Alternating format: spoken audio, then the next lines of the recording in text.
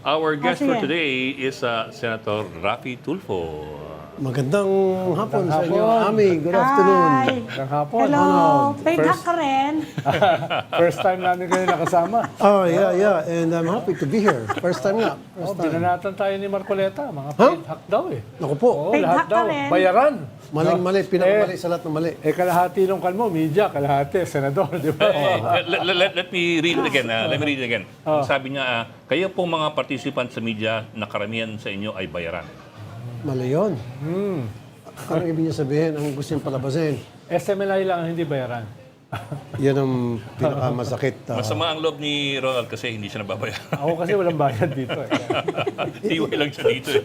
Hindi kami nga wala eh. Kanya siguro sabi yun kasi hindi niya nakukuha yung gusto niya. Nag-apologize naman. Oo nga. Kayo naman, nag-apologize naman. Pero, Sen, teka, siyempre, tanong ng marami, paano na ma-resolve itong ampas na ito, itong girian na to na mukhang hindi pa, it's not going to be resolved anytime soon. That's a question everybody's mind eh. What happens now? Okay, Ed, first of all, tamang sinabi ni Ami kanina, dapat ang tawag ng press con. Huwag natin tawagin hearing kasi bogus na hearing yun. So it's a press con. Yeah, nagmamatigas kasi si Alan Peter Cayetano. It's like history repeating itself. Kung matatandaan nyo, dating sa House of Representatives, 2020. ginawa na niya yun. Ngayon, ginagawa na naman niya. At ayaw niya maniwala doon sa Ablino versus Cuenco. At yung May 5, 2015, na kung saan nandun nga yung kanyang sister, ate, present doon kay Drilon na nag-declare ng Yes. forum sa 12 lang ang present. Well, Yeah. 2015. 2050 yun. Ayaw niya maniwala at nagmamatigas itong si Alan Peter. Para sa akin, para ma-resolve yan siguro, dali natin sa Supreme Court. Baka magtagal dun. Pero for the meantime, he has to accept us that na kami talaga yung legit na sitting majority. mukhang malinaw naman ngayon, Senator, na resolve yung issue. Dahil kayo nire-recognize ng Congress, kayo nire-recognize ng Malacanang. Correct. At meron kayong jurisprudence Yes. para suportahan yung inyong pamumuno. No? Siguro, mas ang usapin dito sa publiko na nalilito. No? Pwedeng gawin dyan ng presidente para toldo ka na yan to call a special session na bibindisyonan ng executive at saka ng lower house na ito talaga yung lehitimong kongreso. Na for now naman, lehitimo naman talaga. Talagang legitimo naman. Like you said, yeah, recognize kami ng House of Representative, recognize kami ng Executive, tapos meron tayong jurisprudence. So legit na legit kami. Kaso nga, hindi matanggap-tanggap ni Cayetano. So tama ka rin, special session, magpatawag sa Presidente on a specific matter at sasabihin para i-recognize yung grupo namin. Yeah, it's up to the President. Yes. At kung sakali na pipilitin pa rin nilang harangan o isabotahe yung legitimate functions ng Senado under your leadership, medyo kanyan, dangerous territory yan. Ang tawag dyan ng iba ay sedition. Yung pag-hamper sa normal function ng gobyerno ay definition niya ng sedition. So, lalo na, ang daming babara. Kung, di ba kung iti-take over nila yung Senado, tapos hindi sila aalis, di babara yung mga legislations, appointments, budget, etc. And that's happening now. Yes. It's been happening for the past 3 days. In fact, yung mga empleyado na awa ko kanina, hindi nila alam kung sino susundin kasi tinatakot ni Alan kapag hindi kayo sumunod sa amin, didimanda ko kayo, pakukulong ko kayo, etc. etc. Sabi naman ni Wayne, kami yung legit. Dapat sa amin kayo maniwala. So how do we resolve that? Siguro, ang gagawin is pumunta sa civil service kasi mga government employee naman yung mga Yes. sa COMSEC. Hindi naman sila yung mga empleyado namin ng co-terminus. Then let the civil service recognize the employees na dapat sa amin kumampi. Yes. Sen, right now kasi, clearly right now you have the numbers. We do have the numbers. I think that's not in contest eh. You have 12 versus 11 dun sa kabila. Not unless biglang sumipot yung isa. Magpakita ulit. Panibagong gulo yun. And even the existing jurisprudence. But let me start off with that first. Kasi yung pinaka madaling gawin yung pagbibilang eh.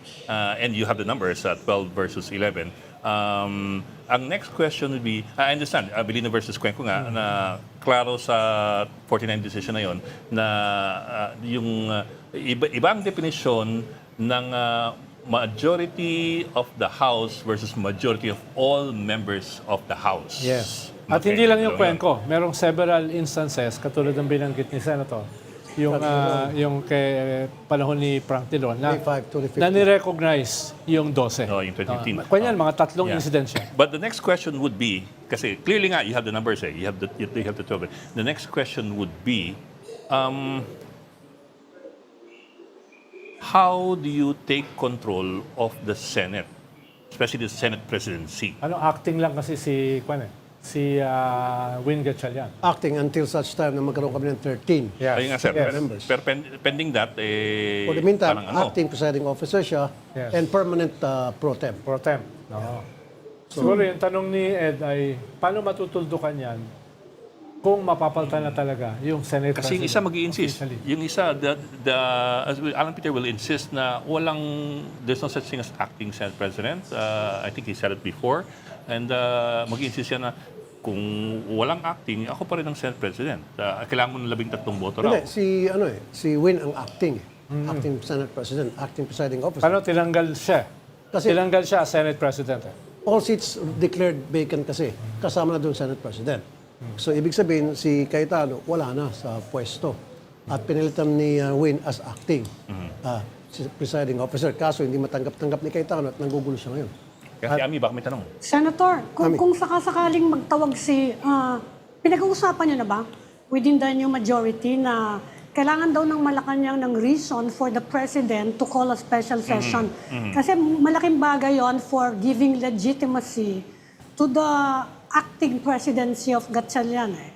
Yeah. Pinag-uusapan niyo na ba kung ano yung balak niyo? Iimbitahin niyo ang Presidente na magtawag ng special session? Right now, we haven't done that yet, Ami, pero that should be the best thing to do para matapos na itong kaguluhan. Magpatawag ng special session si Presidente to recognize our group. Siguro in the next few days, pag-uusapan namin yan. Maybe Monday, para nang sa gayon, maplansya natin tumatagal ng problema na gaganap sa Senate na kaya na sa taong bayan. Kanina, yung pinakikinggan ng mga tao, yung press conference nga, ang isa sa mga konti lang na bagong details na lumabas doon, nabanggit yung kapatid niyo, si Senator Erwin Tulfo, Yes. na isa daw sa tumanggap ng pera. Since Senator Erwin will be chairing the Blue Ribbon by Monday, napag-usapan niyo ba, will he preside, will he inhibit? Anong magiging action niyo kapag ganyang merong akusasyon, although it's not official, hindi siya, dahil nga hindi recognized yung anong yan? Yung pagtitipo na yung kanina. Demolition job yun, Ami. If you notice, yung dalawang vice chair ng Blue Ribbon nila, Alan, ay may mga kaso din. Si Jinggoy, saka si Marcoleta, Yeah. may mga kaso yun. Kay Erwin, bintang lamang at part of the demolition job. In fact, I talked to Erwin right away. I called him up and he said, that's not true. Yeah. Galit na galit siya. He will file a cyber libel case against those Marines na binanggit pangalan niya, maging doon sa mga senador na ini-implicate din siya dahil, remember, illegitimate sila eh. So, hindi sila covered ng parliamentary immunity. Yes. So, that was just a press conference. So, yari sila kay Erwin. Magdidemand raw si Erwin. At unlike yung dalawa na vice chair ng Blue Ribbon nila, na may kaso, officially, Official. si Erwin ay walang official na kaso. Wala silang sinasampa naman. Yung salita lang nung Salita isang lang. Marines, na yung mga, alam naman natin, yung 18 Marines, hindi naman credible. Ilang beses na yung binabanatan dahil kung ano pinagsasabi, kung minsan may dagdag, may kulang, etc. And if I remember right kanina, it was second information sinabi lang ng staffer Narinig dun dito. sa Marine na bahay na para ito kay Erwin. Hindi ata mismo si Erwin. Hindi first hand yung information. And let us remember, there was a time na nag-viral si Erwin dahil may nakalaban siyang taga-homeowners ng Green Hills. So doon lumutang yung pangalan, yung address ni Erwin. So doon na siguro nagkaroon idea at bintangan natin si Erwin, sa Green Hills na nakatira. So nagbanggit ng Green Hills. So, ganun most likely ang nangyari. Senator, I don't think we've ever Ano seen pwede anything nating like this asahan before. pag nag-Blue Ribbon on Monday? Kasi sinabi rin si Senator Lacson before, although he's not the chairman anymore, sabi niya, willing naman daw siyang imbitahin din uli si Orly Gutesa kung makikita, who we were expecting actually, nalalabas ngayon. Saka kung maaayos daw yung mga affidavit ng 18, willing din daw siya sanang imbitahin. Ano kayang maasahan natin by Monday when the Blue Ribbon under your brother convince? Yeah, actually, thank you for that question. I haven't really talked to Erwin yet pertaining to that, kung ano yung plano niya sa Blue Ribbon. Basta sabi niya, Monday, abangan nyo na lang. Right now, even while we speak, pinag-aaralan niya kung anong klaseng atake ang gagawin niya sa paggagawa ng another investigation sa Blue Ribbon Monday at sino-sino yung mga imbitahan niya.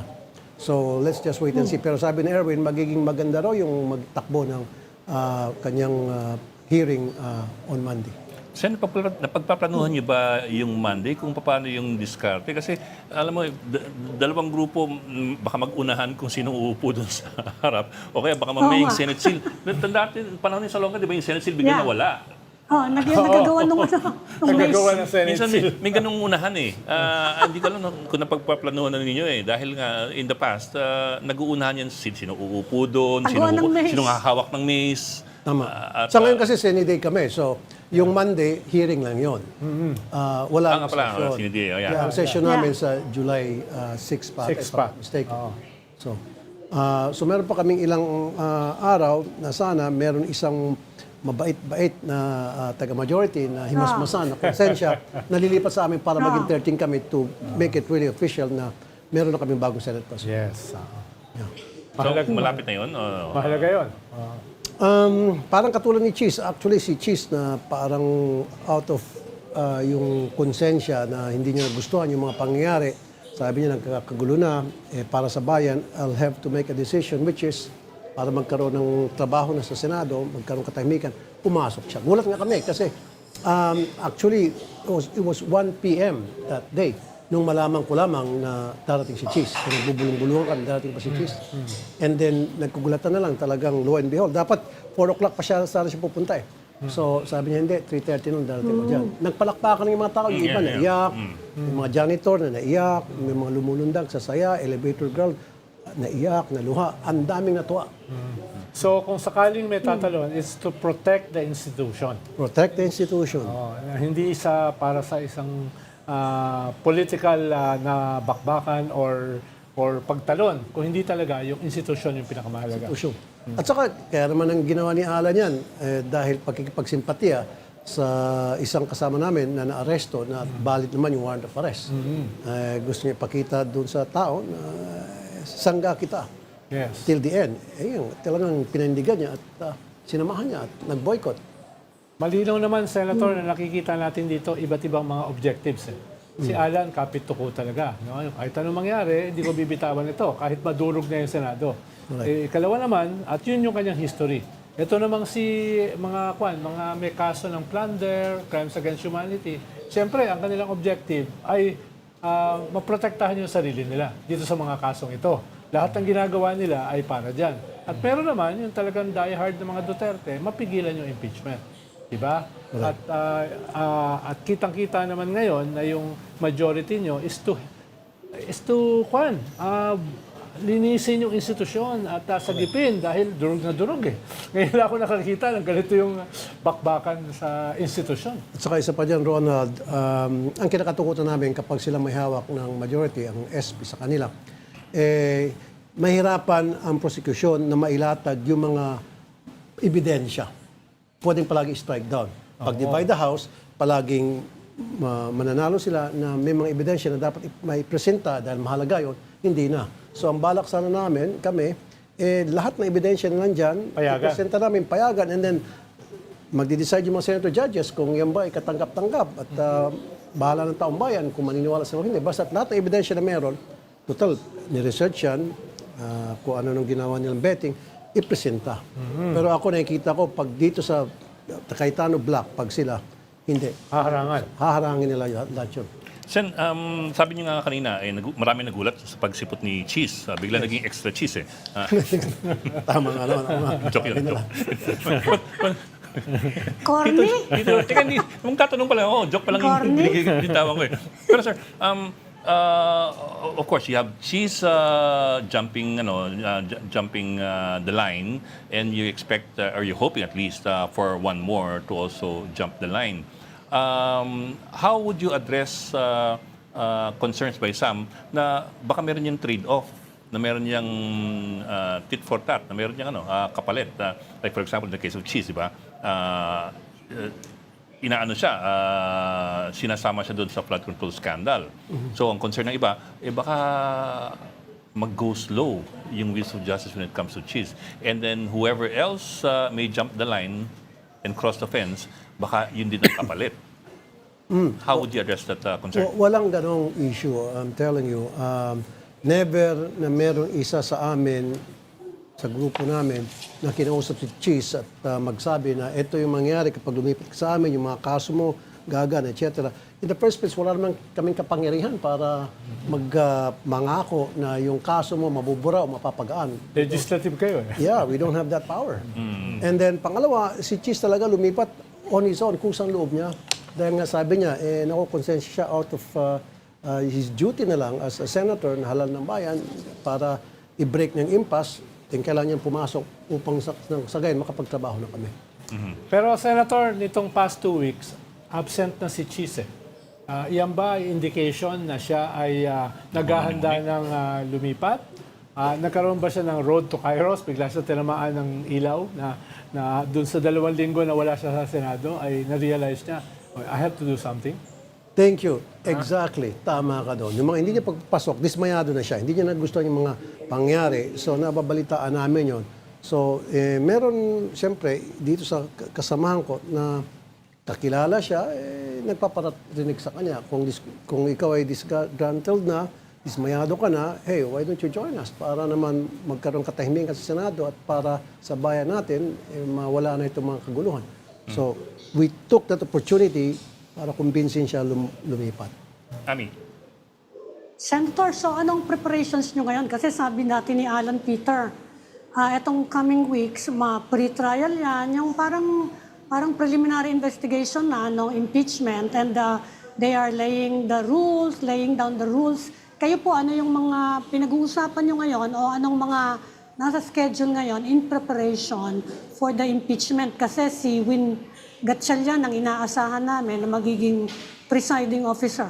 In relation sa tanong ni Ami, Senator, parang pinapalabas pa nila na kayo pa ngayon ang nagsasabotahe ng impeachment. Dahil hindi natutuloy yung mga preparasyon papunta sa sa July 6, no? Mas lalong tuloy, pag sila, there's the possibility na ibabasura nila yung impeachment outright. So pag kami, sigurado talaga mayroong mangyaring impeachment proceedings. At nag-usap-usap pa nga kami, in fact, kanina, before coming over, nag-usap-usap kami sa grupo, yung mga plano namin, which I cannot divulge. Siyempre, ayoko i-telegram sa mga tao na nanonood ngayon. Maraming kayong mga pinag-usapan, maraming kayong mga pinaplano, kung ano mga dapat gawin. For now, ang problema na dapat naming ayusin ay yung sa mga empleyado. It sounds petty, pero importante yun. Kasi sabi ng mga empleyado, sinusundin namin. Oo nga, Especially kinimagine COMSEC, di ba? Ito bang sunod ko si Alan Peter o ito bang sunod ko si Wayne? Sino sa kanila susundin? Mahalagang issue dyan, Senator, yung security. Sino ba ngayon ang head ng USAA? Correct. Sino ba ngayon ang nagko-control ng security? Correct. Dahil yung usapin ng empleyado nakaugnay doon eh. Sino ba papapasukin? No, nakita ko kanina for the first time, isang cabinet secretary, John B. Cremulya, at isang senator, nagka-pisikalan, no?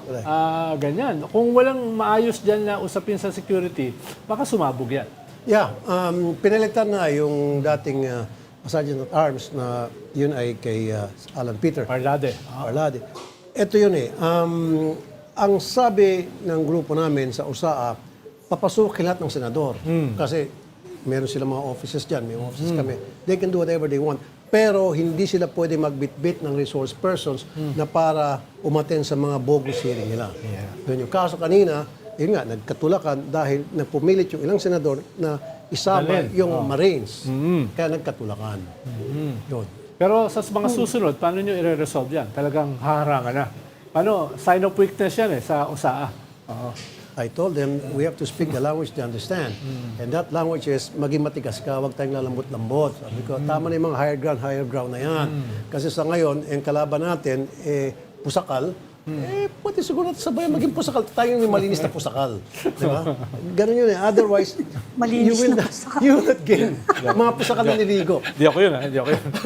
Baka sabihin niyo, ako, pusakal. How would you gain respect and fear from these people if ikaw ilalambot-lambot. Pagtatawanan ka, just like what Alan's doing now. Pero kung sasabayan natin siya, yung tigas niya, sasabayan natin tigas, baka tumiklop siya. Kasi ito si Alan, madaldal lang ito matapang lang ito sa salita. Di ba, minsan muntik pa sila mapanginabot ni Mix. Hindi niya alam si Mig martial arts Black belters yun eh. Black belter yun. Kaya sabi ko, Mix, mukhang umatas ka ata. Takot ka kay Alan. Hindi, umatas ako para pag lumapit, sisipain ko. Sabi ni Mix yun. Hindi nga, martial expert si Mix. Magaling si Mix sa karate. Kaya sabi ko, naku, ito sa Alan, mahilig maghamon. Tapos man nahuli. Noong nangyari ngayon, sabi ko sa isang interview, yung tunay na away, hindi nagpapaawat. Correct. Correct, di ba? Kung maghamon ka, unahan mo na. Pakan mo na agad. Bahala na. Kaya lang, may ethics sila. Di ba? Pangit din naman. Interesting May sa rin pag-asa ano. pa ba yan? Sige, You're go. getting physical? You're getting physical? May pag-asa pa ba yung magkasundo, Senator? Ay, yan nga, Ami. Kailangan, yan ang unang matapos namin na problema, yung sa mga empleyado. And then, itong hindi namin pagkaunawaan, at isa dyan ka dyan, nabanggit nyo na kanina, yung the President will call a special session para ma-address itong issue na ito. So, when is that gonna happen? We're still talking. And then, when is the President going to do that? I don't know yet. We're just hoping na it will happen. Soon, the better. Nakakausap nyo naman yung ibang member ng Cayetano Bloc. May mga kaibigan ako doon, pero lately, hindi na. Hindi na. Parang namimersonan na. Dati, lahat sila nakakausap. O, siguro dahil hindi sila pumapasok. Nagbo-boycott sila. Mas masarap daw yung boycott. At, Pero may Hindi ba panliligaw meron pa, di ba, kayong sir? ano? May Hindi ba panliligaw pa meron eh. kayong Viber group? Di ba may chat group kayo? yeah, meron yung chat group para sa amin lang, 11. And then meron din sila sa kanila. And then meron yung pangkalahatan para doon sinasabi ko ano mga calendar Oh, yung agenda. pangkalahatan, wala ba? Silent ba yon? Yung pangkalahatan, hindi na nagagamit. Talaga. Hindi na, since nung... O, hindi daw kasi kayo nangamusta eh. Oh, ba't namin sila Nung kumustahin? nilulusob yung Senado eh. No? Sabi ni Pia. Nagkakape sila doon, nagmimerienda. Mas masarap pa ang merienda nila. Simula kailan natigil yung usapan doon sa common chat group? Simula kailan? I think a week, more than a week. Na, tagal-tagal, hindi ko Ah, nakikita. week na. Ako, inaasahan ko na lang yung chat group ng 11 kami. Doon sa grupo, hindi na. Walang nagla-like dun sa mga... Oo nga. sa old chat group, walang nagla-like ng mga... ano, walang pa-post Oo doon. nga. Sa mga pinapost ni online seller. Wala. Doon naman kasi pinopost yung group chat namin, yung mga schedule, yung agenda sa araw na yon. Pero nawawala na eh. Wala nang pupunta lang kami sa plenary, doon na namin malalaman kung ano mga pag-usapan. Mayroong papel na binibigay sa amin, yung schedule, and that's it. Otherwise, what's the use of going there when hindi naman kami nagkakaintindihan? Sila ang may problema, hindi kami. Nagulat nga ako kanina eh, dahil binanatan ni Ambassador Jesus Christ yung aking post sa Facebook ko eh. Sino ang ambassador? Si Senator, Alan. Binanatan ako kanina. Okay. Dahil sa isang may post ako na, what? A king without a kingdom. No? Binanatan ako. Sabi ko, ito naman. Baka Alam niyo naman sense, pag binabanatan ako, parang medalya yun, di ba? Oo nga. Sino ba naman tayo, di ba? Hindi ka na-hurt, ha? Oo. Hindi ka na-hurt. Lalo ako natutuwa eh. Oo, sana magaya lahat ng tao. Tulad Natuwa lang ako sa gitna ng blue ribbon nila, no? Alleged yung post ko ang binanatan. Natawa lang ako. Ibig sabihin, Nagbabasa pala siya. hindi, mahalaga ka sa buhay niya. Yeah. Otherwise, kung hindi ka mahalaga sa buhay niya, hindi ka papansinin, bali wala ka sa kanya. Tumaas yung aking self-esteem. Hindi gumuho. O baka, ano ka niya? Hindi. Kaibigan ka niya, ang turing niya. O, di ba? Mahalaga yung ngiti ni Senator. Hindi, siyempre, marami naman siyang kaibigan. Baka isa ka sa mga kaibigan niya, turing niya, dahil tinitingin niya palagi mo. Pero mukhang mas kaibigan niya si John Vic kaya sa akin. Yeah. Iba. Hindi, tama nga naman kasi hindi sila nagkatulakan. Oo. Siguro magkaibigan yung turing ko dyan dahil unlike kay Robin at saka si John Vic, nagkatulakan. Sila, hindi. So, maaaring magkaibigan sila. Then maganda kung gano'n, magkaibigan sila. Ano? Sinit- Nauubusan siya ng kaibigan ngayon. So, Sen, teka, may mensahe galing kay Pulong Duterte, naka-address po sa mga Tulfo Brothers. Ito po, basahin ko At sa, may ba tayong graphics dyan? O basahin ko na lang? basahin mo na lang. Okay. At sa Tulfo Brothers sa Senado, napakadaling magpanggap na matapang sa harap ng kamera at mikropono. Matagal nang ginagamit ang mikropono bilang sandata at ang galit ng publiko bilang puhunan. Ngunit ang Senado ay hindi programa sa telebisyon, hindi ito ratings game, hindi ito entabladong ang pinakamalakas sumigaw ang siyang tama. That's exactly ang narrative ng lahat ng mga nagtotroll sa mga post ko sa Facebook. So, troll yan. Sakto. Siya ba yan o baka Eksakto. troll? Eksakto, ganon. Baka kinuha niya sa troll tapos kinamit niya sa kanya. Paano matapang kasi si Baste. O, si Pulong ba yan? Baste? Pulong. Si Pulong kasi matatapang Sabihin yan niya. Kapatid, nanggahamon yan Tapos hindi pupunta pag kinol mo yung hamon. Di ba yung nanaksak ba yan sa ng isang bugaw ba yun? O, tinakot. Saka yung si Juan, yung si General Torre. Oo nga, Yung tama. hinahamon ng suntukan. Tapos naghamon ulit. Kaya Yeah. naman, yung testigo sa Justice Committee, yung hindi kilala ni Sarah. Madriaga. Madriaga. Madriaga. Hinamon din ni Paste. Pero I would like to make it clear, okay? Kami, yung tapang namin, ginagamit namin sa tama. Kapag meron na api, meron mga na-oppress, kinakampihan namin yon para mabigyan ng hustisya. Diretso. Kung malapit sa amin. Tinutumbok niyo talaga. Tinutumbok namin. Kung si Juan, inaapi si Pedro, di si Pedro kakampihan namin, away namin si Juan. Doon namin ginagamit yung tapang namin. Mga mahihina. Lalo na Para sa mahina. Hindi yung para makipagbardagulan, para magpasikat. We don't do that. kahit yung mga asawa na inabusa niya, na kwan, Battered women. battered women, mga kwan. Yung mga bata na abuso, na mumolestya. Yes. Doon namin ginagamit yung tapang namin hanggang sa masolve yung problema. Ang dami ko na nasolve na problema. Si Pulong ba may nasolve na yung problema? Ito pong itong idea ng mga Duterte ng tapang, anong masasabi niyo doon? Kasi may sariling angas yung mga Duterte, di ba? In fairness talagang si PRRD, matapang naman talaga. We know that for a fact. Now, itong mga magkapatid, matapang din sila. But I don't care kung matapang sila. Then, go ahead, matapang sila. Ang point ko lang, kami matapang, ginagamit namin yung katapangan namin sa lugar na para may magbenepisyo. Yung mga may hina at yung mga inaabuso, yung mga pinagsamantalahan, doon namin binubos yung aming tapang. Nang sa gayon, sila ay mabigyan ng hustisya, sila ay makampihan namin at masolve yung kanilang problema. And I've been in the media for almost 30 years na. Daan-daan libo na Ed, Ami, and Ronald.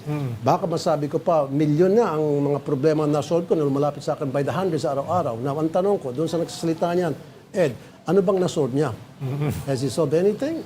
Ako, I've solved a lot of problems. Personal problems, community problems. Marami akong mga problema na solve na lumalapit sa akin. In fact, there were so many times na I have to use my own money para masolve ko lang yung problema ang inilapit sa akin. Because they need money. Na-solve yata niya yung flooding doon sa 51 billion na nakuha niya sa distrito niya. Ikaw talaga, oh. Senator, Yes, nabanggit mo na tinutroll ka. May nakikita ka bang pattern which might make you suspect na nanggagaling lang Yes, ma'am. sa isang grupo? That is Sa correct. isang grupo lang. That's a very good observation that you have. Exactly. Malalaman ko naman kasi pare-pareho yung style. Pare-pareho yung mga sinasabi. Kunyari, may darating na, magugulat na ako, 3,000. Doon sa out of 3,000, meron doon ilang beses umuulit. Pagkatapos, pag titingin ako doon sa post ng ibang kasamahan ko senador sa 11, parehong-pareho. Parehong-parehong messaging. Tapos pare-pareho yung style. Kuminsan puro mga meme lang. Kuminsan tawa lang. So halata talagang trolls. Ito pa, kunyari, meron ako ipopost. Pagkapopost ko pa lang, wala pang isang minuto, may kita mo, tumatakbo agad yung mga comments, umabot agad ng Automatic. 1,000. How come? In just 1 minute, almost 1,000 agad ang papasok sa comment section na walang ginawa kundi ibabash ako. Kasi tinatanong ko yan dahil of course we all know, lahat ng survey pinapakita. Either neck and neck kayo ni Vice President Duterte or ikaw yung number 2 eh. So ikaw yung pinakamalaki actual threat sa kanya kung sakasakaling magkakaroon ng kung sasama kayo dahil sinasabi nyo, hindi kayo tatakbo. Pero kung sakasakali, ikaw yung magiging main target eh. Ikaw Yes. yung main rival. Diyan nag-umpisa yan nung ilang years na, a couple of years ago. Nung sabi ko, wag na isama yung pangalan ko sa survey. Nung nilagay ang pangalan ko sa survey at pumutok at there was a time na mas mataas ako, may time na pantay kami, doon ako inumpisan. Before that, wala eh. Wala ako meron pa konti-konti. Pero after that survey na lumitaw na nakakalamang ako or malapit ako, number 2 ako, bumuhos na agad yung mga trolls. So siguro they see me as a threat to their poon. Well, hindi naman talaga ako So, tatakbo. are you a threat? Tatanungin ko ulit, are you a threat sa 2028? Definitely, absolutely, without a doubt, hindi ako threat. Kaya yan sinasabi ko na ngayon. Kasi hindi ako tatakbo. Okay na ako maging re-electionist. Pero sir, we understand that's your position now, pero is that irreversible sa tingin nyo? Kasi may 2 taon pa eh. Is that irreversible? No, it's not. Kasi tiyan mo nga, bakit ako tatakbo sa mas higher position na hindi ako sure? Whereas pag ako maging re-electionist, siguro naman 1 to 10 kaya ko eh. As of now. Okay. Sa mga survey, meron dyan number 1 ako, 2, 1 to 10 siguro makukuha ko. Diba? Even without campaigning siguro. Diba? For what I've done to so many people, Luzon, besides Mindanao, boboto pa rin nila ako. Doon ako sigurado. Ba't ako susugal? Hindi nyo naman ako kailangan mag-online selling. Diba? In fact, binibiro ko sa Erwin. Sabi ko, Erwin, bakit ikaw gusto mo, testing ka. Kasi sabi ko, kapag ikaw ay natalo, Senador pa rin. ka pa rin. Tawa-tawa si Erwin. Ganon-ganon siya. Sabi, tawa-tawa siya. Anong likelihood, sir? Ha? Anong likelihood? Si Erwin? For a higher position. Sabi ko, Erwin, subukan mong BP. Hindi, binibiro ko lang siya. Joke lang ba? Ganun kayo magbiro. Lambingan. Sige, takbo kong BP. Sabi ni Erwin, sabi niya, bakit mo ako pinatatakbo? Sabi, kasi pag ikaw tumakbo, natalo ka, Meron ka pa rin ano? senator ka pa rin, may babalikan ka. Ako pag natalo, bokya ako. So tumatawa siya. So hindi siya nagsabi ng hindi, oo. And then eventually after a few days, no, ayoko, sabi niya. Pero hindi naman siya sarado. Ibig sabihin, Hindi ko alam kung ano yung nasa loob niya. Pero yung pinakalas, nag-usap ko, sabi niya, hindi, ayaw niya. Pero nung una, tumatawa-tawa siya. Siguro after that, nahimasmasan siya, sabi niya, ayoko. kanina, Senator, dun sa mga nagrarally sa labas ng Senado, matindi yung mga sigaw nila. Sunugin ang Kongreso, sunugin ang Malacanang, no? Parang sunugin lahat. Destabilization na yun. Oo, clearly. At malinaw, sinusuportahan nila yung nagpupulong sa loob. No? Nagpupulong sa loob. So, kayo, from your vantage point, anong call nyo sa mga mamamayan natin? No? Dahil, siyempre, nalilito, sasama ba kami rito? Manonood lang ba kami? No? Anong call nyo sa mga mamamayang Pilipino? Magmahinahon po tayo at dapat pairali natin yung rule of law.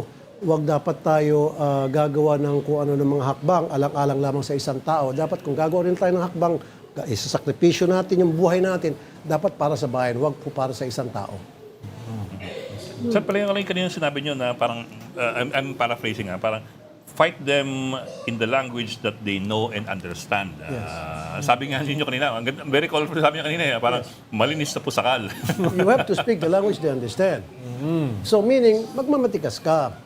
Kung matigas siya, balikan mo ng tigas. Huwag yung binato ka niya ng bato, batuhin mo ng tinapay. Hindi pwede, hindi applicable yan sa Senate. Sa Biblia, applicable yan. Pero kay Jesus, okay. Pero sa Senate, ibang usapan yan. Pag binato ka ng bato, batuhin mo ng bato rin. Kahit ambassador siya ni Jesus Christ. Kawawa na si Jesus, palagi natitawag. Hindi, tawag niya ang sarili niya. Huwag mo may turo. Tuturo ko Tawag sa kasi akin. niya, ambassador ni Jesus. Baka inaasahan niya, babatuhin mo ng tinapay. Kasi kung halimbawa merong bully, tingnan mo, may isang bully, hindi lumalaban itong binubuli. Tuloy-tuloy ang pambubuli. Pero kung halimbawa meron isang bully, si Mario binubuli si Juan pumalag. Tapos ngayon si nang bubuli. Kasi nilalabanan siya. Yun. Magkakaroon ngayon ng respeto ng bubuli doon sa binubuli niya because kinakasan siya. Kaya yung iba na nagulat dun sa nung press ko ninyo nung isang araw, nung sinabi niyong dire-diretsahan na Kung matapang ka, pumunta ka rito, or else tatawagan kitang duwag. That is correct. Yun pa rin. Ang ibig sabihin doon, kung matapang ka, magdebate tayo dito sa plenaryo, wag sa Facebook. Kasi ang ginagawa niya, puro Facebook siya. So, kasi pag nandun sa Senado, magpapakita siyang tapang, magsasalita siya. Kaso, lalabas yung mga kasinungaling niya because masusupalpal siya. Takot siya masupalpal eh. Kasi gusto niya palagi siyang tama. Kaya sabi ko, matapang dito ka para magdebatehan tayo kung sino magaling. Depende na sa mga taong bayan kung sa tingin nila sino tama o mali. Huwag siya sa Facebook kasi kung sa Facebook hindi ka pupunta rito, takot ka, duwag ka. May pumuntang naglabas ng conspiracy theory pero hindi naman nagpa-interpolate. Ayun. Yun lang. Yan nangyari yun. Senator, balikan ko lang yung mga political plans. Kasi merong mga survey na lumalabas kapag former Vice President Leni Robredo and one of the Tulfos, malaki tsansa na makalaban kung sakasakali lang makakatakbo pa si Vice President Duterte, malaki yung tsansa nila. Meron bang ganung balak, either you or your brother, na mag-vice president kung sakasakali lang, baka naman magbago isip mo. Yun nga sinabi ko na kanina, si Erwin biniro ko, sabi niya nung una, tatawa-tawa lang siya, and then later on, sabi niya, ayaw niya. Pero ako talaga, definitely, hindi talaga ako tatakbo. Kaya, like I said earlier, and I've been saying this all along, na hindi naman ako sugarol. Bakit pa ako susugal? Samantalang sa pag-re-elections ako, sure ako. Plus, I'm very happy being a senator. I can do a lot of things as a senator. Marami akong magagawang trabaho, marami akong masasolve na problema. Samantalang kung mas higher position, thankless job yan. Do what you, from dumb if you do, dumb if you don't. Gagawa ka ng tama, mali ka pa rin. Gagawa ka ng mali, lalo kang titira-tirahin. So, ba't ka patatakbo sa isang posisyon na pagkatapos dyan, is either makulong ka, magkasakit ka, mamatay ka. Diba? Kadamihan sa mga presidente, after that, it's either nagkakasakit. Diba? Later on, namamatay, nakukulong. Tingnan mo yung buhok ni Obama, biglang pumuti. Di ba? So, ba't ako pupunta doon? Samantalang sa Senado, I'm very, very happy dahil marami ako nagagawa ng trabaho. So, hindi na ako alis dyan. Mag-re-elections ako isa, and then after that, retire na ako. Okay na yun. First term nyo ito as Mag-re-election. senator, di ba? Second term, no? No, going to second. Yeah, going Kaya to nga yan second, sabi ko, I will not commit the mistake of other government officials, elected officials na first term pa lamang nila, tumakbo sila for higher office. Hindi pa sila hinog. Kasi may mga service row, may pinaniwalaan nila. Ayun, natalo sila. Di ba? Alam mo naman siguro without Yes, naming yes. names. First termer ka pa lang, kung ano man yung position mo, and then tatakbo ka for higher office, hindi ka pa nahinog, hindi ka pa nangingitlog dyan. Oo. Akyat ka na agad. Ayun, nabokya siya. Usually kasi pag first termer ka, medyo subdued ka muna eh. Correct. Nagpapaturo ka muna doon sa mga matatagal na. Exactly. Diba? Parang OJT yan eh. Correct. Pero parang merong mga bago pa lang eh, unang araw pa lang eh, bumabalat kung ano-ano ng mga ginagawa, di ba? Believe ka ba ron, Senator? Hindi, meron pang iba dyan. Wala pang isang taon sa pwesto, tapos mataas lang yung rating sa social media. Marami siya mga followers sa social media. Aba, pwede na akong umakyat sa higher position. Susubukan niya tumakbo. Ayun, matatalo siya. So tama ka. Dapat, pag ikaw ay bagong upo, elected official, kumuha ko muna ng advice sa mga nakakatanda sa iyo. Mag-aral ka muna, mag-research ka, at if you feel mo muna yung trabaho mo. Only then, kapag marami ka na nagawa, sa tingin mo, accomplished ka na at fulfilled ka na doon sa position mo, pwede ka na siguro umakyat sa higher position. Pag ready ka na, ibig sabihin, hinog ka na. Pero kung sakasakali, will the Tulfo brothers be supporting a candidate sa 2028? Kahit Kasi hindi malaki kayo, yung hila nyo sa mga botante. kahit hindi kayo tatakbo. That is correct. Kung yan ay, nag-usap na kami ni Erwin tungkol dyan, thank you for that question, Ami. Kung yan ay naayon sa amin advokasya, prinsipyo, yes, susuporta namin yung kandidatong yun. But where does Ben Tulfo fall under? Kasi meron siyang pinost nung, was it yesterday or today, na in response dun sa sinabi ni Alan Peter na kung hindi lang kay Tulfo, ipapatulfo ko kayo. Parang sabi ni Ben Tulfo, huwag mo ipatulfo, ipabitag mo. Ayoko nang patulan mo. Huwag naman. Baka lumaki-laki pa. Okay, Parang silang dalawa ni Kuya Mon. Parang silang dalawa, mga matatanda. Sa ngayon kasi yung dalawa, medyo sa pula sa puti sila eh. Sa pula sa puti. Tayo, watch na lang. Okay, sige. Hindi ko nabasa, sinabi lang sa akin.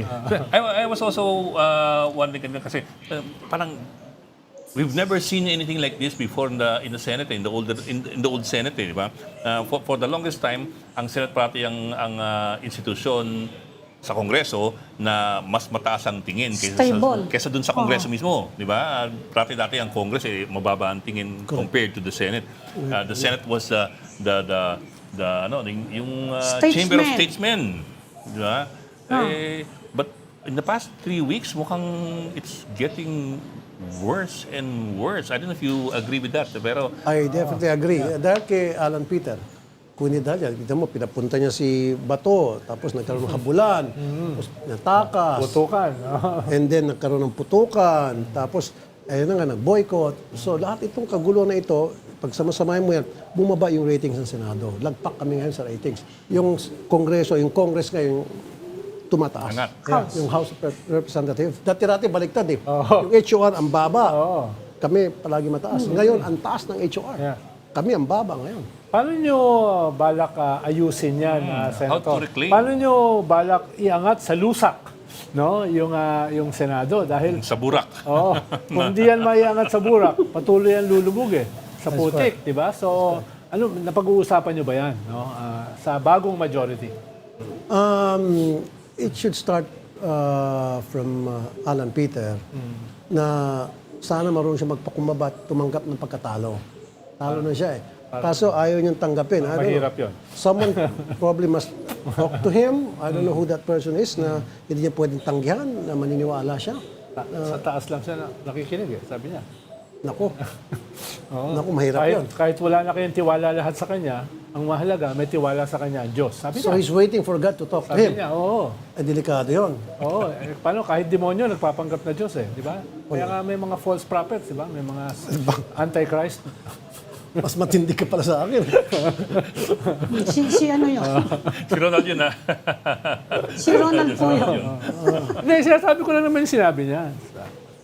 Pero I think although separate naman yung legislative sa executive, siguro yung nabanggit na natin pang-apat na beses na to, yung special session, the president should call a special session, Yeah. makialam na si presidente para matapos na ito. Matuldukan. Matuldukan na. I think the right word is matuldukan na. Kung mag-special session, ano yung magiging priority nyo? Kasi you will need a reason Ano yung babanggitin yung priority? Kailangan para ilagay the yung- Senate can tackle. Correct. Well, isa doon, ilalagay primary reason is para magkaroon na ng katahimikan sa Senado at makapagtrabaho na Yeah. kami, mapasa na namin yung mga batas na dapat ipasa mga Legislations. In fact, naawa ako, merong 5 generals waiting to be confirmed sa Yeah. CA. Pag-retire na sila, pag Bypass. hindi, mababypass sila. Wala na. Kawawa. Wala na yan. Wala na silang promotion. Wala silang Kung, pakialam. less than, kung a year before the retirement, hindi sila na-promote. Tapos na yun. Magbe-birthday na yung mga generals na Hindi yun. sila mapapromote. Hindi, kawawa talaga. Wala silang, yung benefits nila, hindi Wala. yung benefits ng promotion. Kaya nga, kita mo, hindi na ako konsensya sila na may 5 generals doon na nagsilbi sa bayan natin for a long, long time. And then, regalo na lang sana natin yung promotion nila because they deserve it, ipagkait pa natin. Kawawa talaga. Yung pagsasaayos ba ng gulo sa Senado, could that be used as a reason for the calling of a special session or does it need to be legislation? Hindi. Pag nag-call ng special session sa Presidente, pwedeng isama yun sa agenda, pwedeng gawing, dapat there should be a specific reason and he can use that specific Yeah. reason para makatrabaho na kami at makagawa na kami ng legislation.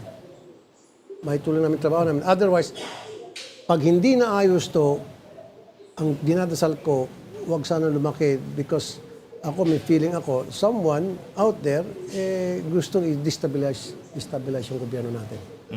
And I'm not gonna say any names. But meron mga tao dyan. So tingin nyo, doon patungo ito? Definitely. Doon talaga patungo to. Na magkakaroon ng, there will be chaos and then after that, yun na, makikita natin kung ano mga nangyari sa mga kalye. Huwag sana. I hope the military and the PNP ay handa para i-quash kung ano man yung mga balak, kung sino nagbabalak para i-destabilize yung gobyerno natin. May nababalitaan ba kayong active movement? I know may contact din kayo sa uniformed services Wala Meron ba ako. kayong nababalitaan na active movement? Wala akong contact. Sa ngayon? Sa ngayon, wala. Pero naramdam-ramdaman ko lang. Siguro, I've been in the media for so many years. Sa experience ko ito, kung minsan nababasa mo body language ng mga people involved, mga personalities, at saka kung minsan pag nababasa mo sa news, nababasa mo sa statements, sa social media, ng mga kung sino-sino, so you add it 1 + 1 + 1 equals, yun na yun. Kung ano man yung sana wag mangyari. Okay. Ugi, Ami, anymore? Okay na. Ako, before we let you go, a little bit on impeachment Siyempre, yung presiding officer ng impeachment court has to be the Senate President. At this point, acting pa rin. Actually, Itong not necessarily. Di ba? Magdedesisyon yung Senate kung sino yung pwedeng mangyari yon. Usually, it's a Senate President, katulad kay Enrile. Di ba? Pero pwede sila mag-decide na iba. And that's what we did. Halimbawa, kung hindi abogado. Hindi, we amend the abogado. rules para magkaroon ng impeachment manager. In the absence of Alan, kasi wala na siya. So impeachment manager ang maging presiding officer. At magtutulungan sila ni Win. So si Win ang pro temp, and then meron yung impeachment manager na hand in hand working with Win para doon sa impeachment. Of course, Senator din yung impeachment manager. Of course. Senator. So sa ngayon, hindi pa napagpipilian. But who are the choices? Sino mga likely? I suppose abogado, di ba? Ilan ba abogado? Dalawa. Si Si Kiko at saka si Cheese. Cheese. Kiko and Cheese. Ano, pwedeng si Kiko. Pag-uusapan pa niyo yun. Pag-uusapan pa yon kung sino. Depende kung ano yung pag-agrihan ng grupo. Let's just wait and see. Pero- Impeachment manager. Oh, pero sa bagong rules nila, pwede. Pwedeng hindi Senate President. Nung hindi pa namin yung rules namin, bawal, there's no such thing as impeachment manager. So we amended it at siningit namin yun na pwede na impeachment manager na mag-conduct ng mga proceedings alongside with the pro temp. Actually, isa pa yung sinasabi ni Alan Peter, there's no such thing daw as an acting Senate President. Hindi naman acting si ano. Pro tempore siya. Hindi acting si, hindi acting si Win. Siya ay pro temp. Walang acting Yeah, ngayon. she's a pro temp. Walang acting president ngayon. Siya ay pro temp. Presiding officer ang gagamitin na salita. Hindi talaga SP. Kasi pag Senate President, you need 13 votes to achieve that position. Since we don't have that votes, wala kaming 13. So, acting presiding officer. I think that's the right term. Kasi nagtatanungan kami mga media, ano ba tatawag namin sa kanya? Sa kasino? Acting presiding officer. Yan, ha? Yes, hindi pwedeng acting Senate President. Senate President. Unless may mangyari before yung kwan. Kung merong lumipat, we don't know, then better. Pero sinidye na kayo eh. Di ba nakabakasyon na kayo? So how will you elect a new Senate President? So yun siguro yung tanong, no? In between now and yung start ng impeachment July 6? sa May 6, July 6, how do you, kung sakaling may tumalo na isa o dalawa, how do you convene kung nakasinidye na kayo? Nakasinidiya kami ngayon. Dapat magkukunbing kami. Most likely before the SONA. Siguro. First agenda of the day. Yeah. So after the pag-convene ng Senate as a trial court, As a trial court. after nun, kayo, Most likely, parang ganon. Although pinag-usapan pa ng mga legal minds na ginukonsulta namin. So, pagdating ng, di ba yung SONA, so, open yung session namin. And then, doon, pag merong... sa umaga, magse-session yung Not Senate. unless book special session. Pero, again, yun Yeah. pala. Pag nagpatawag ng special session si Presidente, Pwede kung doon kayo. Mas yun ang mas yun ang, kasi ang tagal pa rin sa sir, July pa yun. July And July pa yun. 26, I guess. Yes, yes. Ano pala, yung desisyon ng Korte Suprema dun sa Abilino versus Cuenco, si Mariano Cuenco was elected as the acting Senate President. So mayroong acting. Oh, yan pala eh. But this was this So, pwede. 1949 to. What 1949 to? Ayun naman pala, di acting. Hindi, Pero at least kami may sinabi namin president. acting presiding. ito yung decision. Designated Honorable Mariano Jesus Cuenco, acting President of the Senate. Put to a vote, the said resolution was unanimously approved. That's resolution number 68. May president siya. May president. Yeah, yan ang ginagamit namin palagi. Sinasabi namin sa kanya. Pero ayaw maniwala ni Alan Peter. He cannot accept the fact na wala na talaga siya, talo na siya. Ayaw eh. Ayaw patala. Baka makumbinsi mo. Oo. Kaso kakabanat lang sa akin kanina. Nag-uusap ba kayo? Dapat magbati na lang kayo. Ay, ako, willing ako makipagbate. Okay. Sige, gusto mo. Gawa ko ng parang para. Oo, ako, lalaki akong kausap. O, di, sige. Sabihin ko. Ano gusto mong i-imply? Mag-coffee na lang kayo. Hindi Coffee lagi or... kasi, di ba, usapan nila matibag, usapang lalaki raw. So, Sige, pwede naman. Mag-coffee kayo. Ano gusto mo? Coffee, dinner, o breakfast? mas Ano? masarap yung dinner. Dinner, sige. Sabihin ko.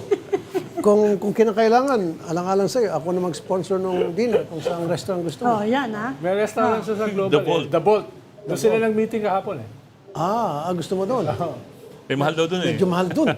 Hindi kaya ng budget ko yun. Kaya kayo na pinili ko dahil yung pinakamahal. Mahal doon. Saka Talagang kwan yun, talagang bangko yun. Na may Bolt. ganon. Wow. Nandun daw sila kahapon. No? Okay. Pinaplot itong gagawin laban sa inyo. Palagi naman sila nagpaplano eh. Same thing with us, to be fair. Kami rin nagpaplano kami. Every now and then, nag-uusap kami. Ganun naman dapat continuous yung planning. Hindi yung naging complacent ka na kasi nakuha mo na yung gusto mo. Tuloy-tuloy pa rin yung plano, tuloy yung pag-uusap. Maganda nga yung sinabi ni Chairman ng Senate Committee on Silence eh. Si Lito Lapid. Ang sabi niya ay huwag naman tayo masyadong ipokrito. Dahil sinasabi nyo, kinakausap namin yung mga kasama nyo para tumalon. Eh di ba kinakausap nyo rin kami para tumalon? Parehas naman natin ginagawa yan, di ba? Yan si Supremo. Oo, yan si Supremo, di ba? Straight talk, straight shooter. Minsan lang magsalita, pero direct to the point. May sense talaga. Kayang tumama ng 2 target sa isang bala lang. Nakita ko nga kayong tatlo na nag-uusap ni Senator Ping Lacson. Sabi niya, committee on silence ako. Di ba? Yeah. Siya na mismo ang nagsasabi. Yung mga banat sa kanya, pinagtatawanan na lang niya. Di ba? Pero para sa kalaman ng marami, si Lito Lapid ay napakabait na tao. At napakaraming bills na final. Maraming business na Marami na akong nakausap ng mga tao na lalapit sa akin, kinukumusta si Sen. Lito at pinupuri siya na napakabait na tao raw. In fact, even yung mga kasambahay niya, pinupuri siya, yung mga dati niyang kasambahay. Mabait siyang tao, yung family daw niya, napaka down to earth. Malaking bagay yun. Yes. Okay. Okay? Kaya May pahabol pa, Ami? Okay. inaasahan pa namin, Senator, ang mga susunod na kabanata dito sa ating telenovela. Thank you for inviting me. Pero sir, walang mangyayari until or unless may session, di ba? Kasi nga sinidi eh. So, kahit may makumbinsi kayong lumipat, effectively... Maghihintay ng special session. Or, Tayo na special session. or yung SONA. Or sa SONA. Matagal-tagal pa yung sa SONA. June pa yun. And ano pa yun? Yeah. Or kung magkaroon ng special session, by that time may special session, then meron kami maisingit na +1 or +2, +3. Ganda. Kaya sabi ko, I'm inviting everybody, lahat ng mga taga, ngayon the new minority, lipat kayo sa amin. Okay lang. Para sagipin yung institusyon. Para ayusin yung institusyon. Ayusin natin yung problema ng ating bayan. Tama na. I mean, labis-labis na yung mga pangyaring kahiyan na dulot nitong problema dinala ni Alan Peter Cayetano sa Senado. Okay. Ami, may pabol? Okay na. Okay, ikaw. Ronald. Okay. Ha? Okay. Okay. Maraming Thank salamat you, sa ating Senator. panahon ngayon. Senator. Thank you. Senator Raffy Tulfo. Maraming salamat po. Salamat po. Thanks, Ami. Thank you, sir. Thank you. Thank you. First time nakasama ka namin dito. Thank you. Face to face. Sana hindi ito yung huli, Senator. Yeah, anytime, just give me a call. Yeah. Diyan lang ako sa baba, paminsan-minsan. Okay, thank you. Thank you, sir. Sige, thank you.